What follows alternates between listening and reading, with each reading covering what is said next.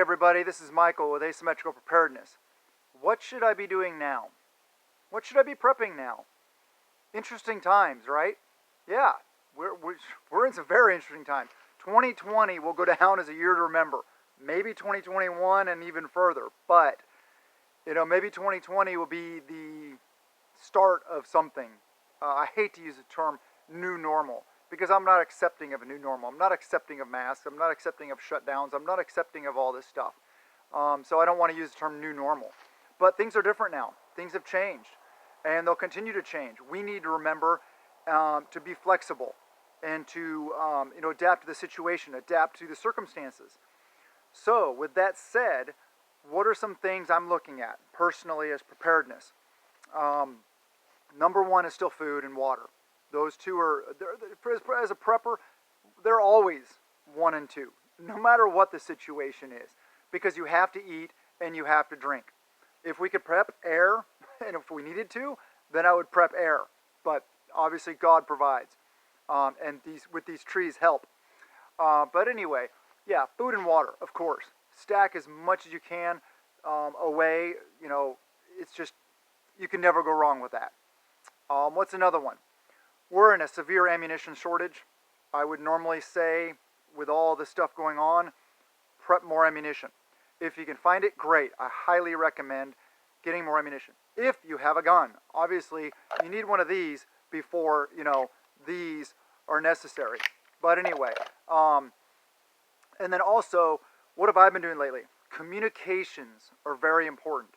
I have a package coming today that is 5 more Baofeng U5Rs coming in, handheld ham radios, for team communications, group communications around the homestead, around the bug out location, those kind of things. They're short range ham radios, handhelds, earpieces, extended antennas, stuff like that. I'll show you them in a different video. What else have I been doing lately? Okay, well, like these. Okay, two of the preps are for this. Okay, this is a Glock 19X, so it came with factory night sights, which are fine. There's nothing wrong with them. But I really like the TrueGlow TFX Pro sights because they are tritium and fiber optic, which I'll explain. I'll show that in a video. And I really like the fact that they're green rear dots and an orange circle front dot with a green center. But it's different color front and rear sights. I like that for just instinctual shooting. I'm an instinctual shooter. When I bring the gun up, after a lot of times shooting, like if I go through a course of fire, a lot of times people will ask me what my sight picture was like. I don't know. I don't remember looking at my sights. I shoot instinctually, and that comes with training. But having good quality sights, these would work just fine. But I'm upgrading for that. What's another one? Well, I realized that my tack light on my primary long gun, my AR-15, is not as adequate as I wanted it. Whereas this one is, TLR1HL. So because this one's black, spray painted, I'm going to take this one off, put it on my AR-15, and then I'm going to get another one for this. It's coming also, it's on the way. And it's going to be, cool coyote tan, so it'll match this a lot closer than it does. It's actually coyote brown instead of coyote tan. So it should match this really nice. It'll look cool, right? Tactical is important. Looking good while you're doing the things, very important, yeah. Anyway, what's another thing I ordered? I have a long-range bolt gun, my .308 bolt gun, and I ordered a bipod for it. It's a Remington 700 SPS Tactical in .308 with a 20-inch bull barrel, nice Vortex optic, in a Magpul Hunter stock, which those are nice stocks. Would I rather have an AICS chassis? Sure, but it is what it is. It's a third of the price, and I didn't have a bipod for it, so I got a Magpul bipod. Would I prefer an Atlas? Of course, I would love to have an Atlas bipod, but price also. So I got the Magpul bipod coming in the mail. It's M-LOK compatible, so it just bolts right up, hooks right into the bottom of the stock. And then, what's the other thing I ordered? The extended antennas for the Baofangs, and tack light, sights, radios, bipod. Yeah, so those 4 things. Okay, so those are some of the things I'm thinking about. And, it may be applicable to you, may not be. But get your guns squared away. Get your stuff squared away. Not that mine isn't. I could make do without a bipod, but bipods are very advantageous for long-range shooting. So I'm getting that. Communications are also vital, so I'm getting those. I didn't have to get another tack light. I could have made do with what I had. I didn't have to get the sights, but hey, it'll make me more effective. So get things that'll make you more effective. Fill the gaps in your preps that will give you the most bang for the buck. Food, water, ammo, comms, those kind of things, as well as general preparedness. If you don't have a good fixed blade knife by now, please get one. A fixed blade knife is vital. I have some really good ones in my Amazon storefront, link in the description. And I'm not trying to sell you stuff. I'm not trying to make you go there. But if you do want to buy anything on Amazon, please go to somebody's storefront. It doesn't have to be mine. It can be any other YouTuber you like or anybody else you know. Go through their storefront so they get the 4% instead of Amazon pocketing it. Just a recommendation. But I do have some good knives in here. SC knives. I really like SC knives. I got some Bokers in here in the storefront. I got some other good ones. But a good fixed blade knife. Also, tomahawks are really good. I just did a video about weapons and proficiencies and stuff, having the flexibility, as well as squaring away your gear. If you need anything for your gear, your tactical gear, because we may be entering into a tactical environment fairly soon after the elections, based off of what happens with the elections, what happens with people's reaction, and all this kind of stuff. So, head on a swivel, and make sure that you're prepping a little every day. Seriously, skills will defeat things any day. So I know it's not as easy. I know it takes some effort. I know that you can't just go on your computer, log into Amazon, and bam, bam, bam, and hey, I did my prep for the day, or I feel better now because I got some new things. Things are okay. Things are great. Things will help you do the things more effectively and or better, but they do not make up for skills. So please take as much time as you can and learn new skills that are advantageous. Tactical related skills, firearm stuff. Foraging is really good. We're kind of at the end of gardening season, so that's, and it takes a while to learn that. But foraging, going around here in the woods, seeing what you can eat, what wild medicinals grow in your area. Maybe learn about medical, maybe take a first aid class or a CPR class or some kind of cert classes like that. Do something to increase this and work on this. Mental preparedness is huge. If you're not mentally ready to do the things, you're not going to be able to do the things. And what's another one? Spiritual preparedness, big time. Get on your knees to Heavenly Father and pray.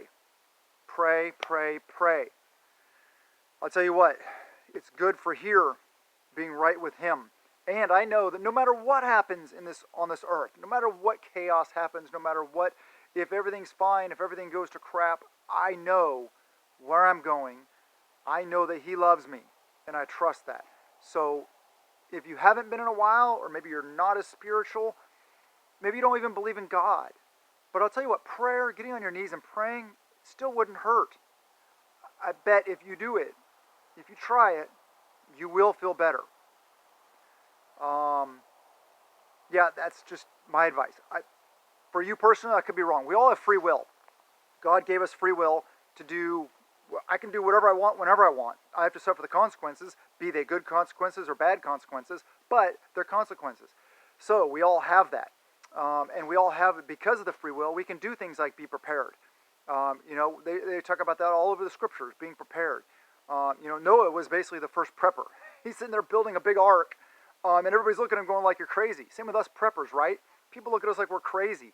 What are you doing? You guys are silly. Doomsday preppers, which a lot of that was silly. But they think we're crazy. They think we're whacked in the head. Well, I don't. I think we're normal. We actually think ahead. When you are talking to somebody like that, bring up the fact of, hey, do you have investments? Do you have a stock portfolio? Do you have a bond portfolio? Do you have real estate? Whatever. Why do you have that? That's crazy. Why are you preparing for the future, for uncertainty, or to provide for your family? That's all I'm doing. We're preppers. We prepare for our families. We'll always be able to eat, no matter what happens. We'll be able to eat. We'll be able to live and thrive, hopefully, not to survive. But anyway, I hope that you guys are filling the gaps, analyzing what you have, what your weaknesses are and trying to fill the gaps, trying to mitigate any weaknesses.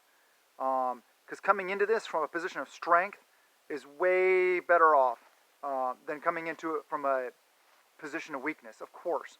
You never want to be in a position of weakness. But anyway, I love you guys. I hope you guys are prepping all every day. And I hope you're not too fearful. I hope you're not too worried. I hope you're sleeping okay. I hope you're eating healthy. I hope you're exercising. I hope you're getting lots of sleep. I hope that you're drinking lots of water and being healthy. That's a big part of it, being healthy. And, spiritually healthy, physically healthy, mentally healthy, all these things. We need to be, like I say all the time, I would like to see more people in the asset column than the liability column. Okay? Liabilities are the people that we're going to have to deal with in a not very good way if stuff goes down, when stuff goes down. In the liability column, those are people we can count on. We don't have to worry about them. The more prepared people are out there, the less I have to worry about people trying to come and take my stuff or roving around causing problems for other people. We want to be part of the solution, not part of the problem. But anyway, I love you guys. Thank you so much for being here. YouTube is still attacking us big time. We're down 13 something subscribers over the last 5 days. I mean, in 5 days, normally we move ahead. We have growth, but we're still at a negative. It's like every time I log in and I check it, it's like I lost more subscribers because they're unsubscribing people. And, maybe you guys don't like the content, you're leaving. Some people are, maybe. But yeah, I get it. But man, I'll tell you what, and it's not about, I'm not in this for the growth and to make a bunch of money to be a famous YouTube star. I'm in this to reach you guys. But I'll tell you what, the growth and watching the subscribership increase, that is really what motivates me, because I know that I'm reaching more people. So it's kind of a downer, but I understand that YouTube is just screwing with us because they don't like people like us. They don't like people to think like us and do the things we do, especially, whether it be politically, spiritually, whatever. They don't like me. So I get it. I'm still here, and I'm going to still be here. And I have a feeling, pretty soon, hopefully after the elections, we'll break through that gap, and it'll be back to normal again. Well, not the country, probably, but I don't know. I love you guys. I thank you so much for being here. I really appreciate you guys. Have a wonderful day, and blessings to you and yours.